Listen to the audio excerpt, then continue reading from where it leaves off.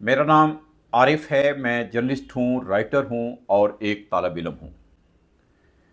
सवाल है, जना साहब अंग्रेज़ों के टऊट जागीरदारों, नवाबों और सरों के ख़िलाफ़ थे।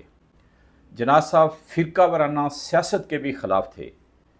इसी वजह से जब 1906 में ऑल इंडिया मुस्लिम लीग बनी, जिसमें अंग्रेज़ों के टऊट जमा थे, तो जिन्ना साहब मुस्लिम लीग में शामिल नहीं हुए, बल्कि उसी साल वो इंडियन नेशनल कांग्रेस के रुकन बने।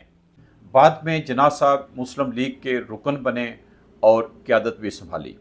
इसके बाद जिन्ना साहब का दौर शुरू हुआ कि उन्होंने फ़िरका वाराना सियासत की, इंडिया की तकसीम में अंग्रेज़ों का साथ दिया और उसके नतीजे में ये पाकिस्तान बना।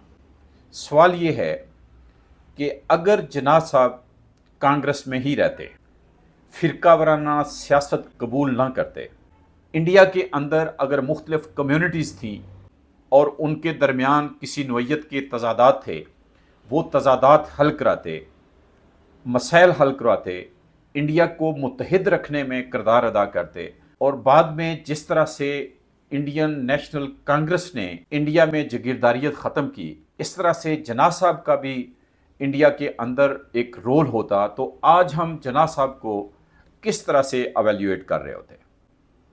बहुत शुक्रिया।